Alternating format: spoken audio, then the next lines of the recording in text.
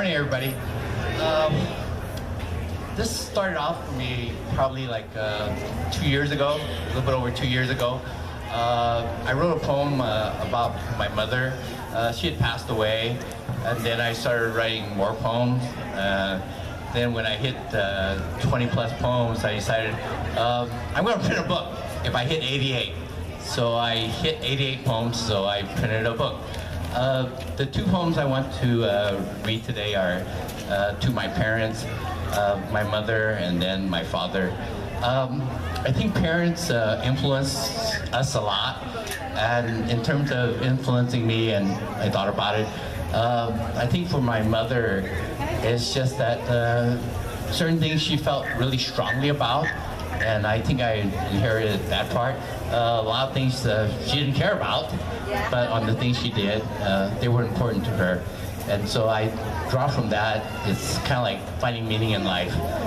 For my father, I look at him as kind of like a moral example of how a person should lead his life. I don't consider myself particularly religious, but it's certain everybody kind of like in terms of morality, I would have to say it's kind of like do the right thing. So here are the two poems about my parents.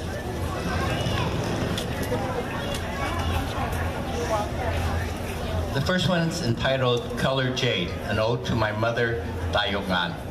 Parent, half-breed New Zealander man, entangled in the net of the river ghost and drowned, leaving 3 girls to be raised by the blind old lady. Accurate depiction or Cantonese slang. She would not allow the uncle to educate the nieces. Married to a paper son, betrothed at 10, when a teenager moved from Gaojiang to Awu, worked the fields as Big Happy.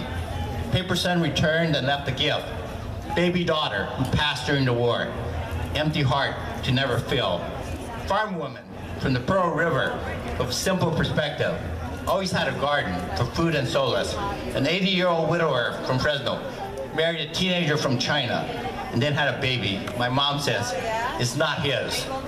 At work in America, just another sewing woman in the SF. 200 workers in the Faisea factory. Only Chinese face. Dishwasher at China Cafe in China Alley, Hanford. Noodle maker with crushed fingers between the rollers. Second floor addition at Cho's Kitchen to sleep overnight. Never saw a shower in a restaurant before. Disappointing children. My sister married a Bakwe. She went to the wedding anyway. Her dream for me. Be a pharmacist, marry a pharmacist, and open a pharmacy together. I am a disobedient son who learned to talk back in college. Beloved grandchildren. First grandchild. The girl, she was happy. First grandson, she helped for a month. Wary of the goat in the yard. Feed them a bowl of chicken rice every day. They would play Nintendo. She brought 3. No need to fight. Headstone, Tayokan. Colored Jade of the Thai family. Only 3 rows in her life. Wife, mother, grandmother. These are the only connections that mattered to her. What I know for sure, Mom would step in front of the bullet. Vincent's mother pleaded for justice. Articulate people use glib words to obfuscate. Talk is cheap, but action is real.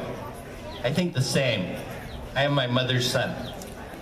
Awakening hero, an ode to my father, Cho Jin-hong. An apt description, a quiet man with the strength to endure. He never complained, nor would he sue anybody. The tram driver, the dog owners. Unlike his children, we gripe, vent, and bitch. Restaurant work, arriving in America as a teenager. He washed dishes, proud that he was promoted to a cook in 2 years. At Imperial Dynasty, worked alongside a married Japanese couple for the Wing family, whose son married Miss Hong Kong. They were the chefs in French cuisine, I think. Found a wallet. He never told me this. It was Mother's story. He mailed it back to the address. Mother thought that was stupid.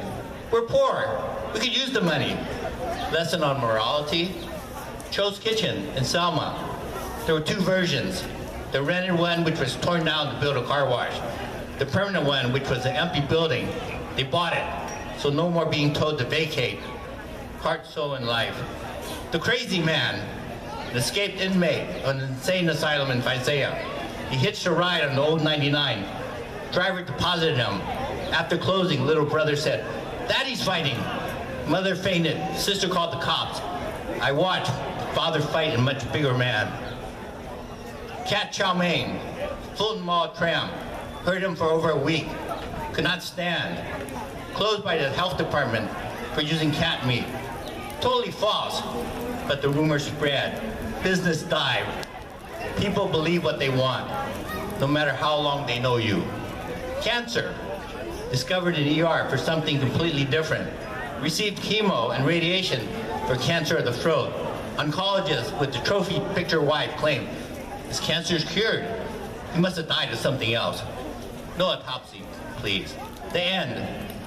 Before passing, I inquired on how he wanted to end. Cremation and spread ashes in the mountains. Not for a love of the great outdoors. No need for the heirs to bison. Who would know? Obligation free. Lessons never spoken. Do the right thing, whatever that is. What I have, memories like everyone else, and a $20 train set from Sears Roebuck for Christmas. The thought is always greater than the object of my father's son. Thank you.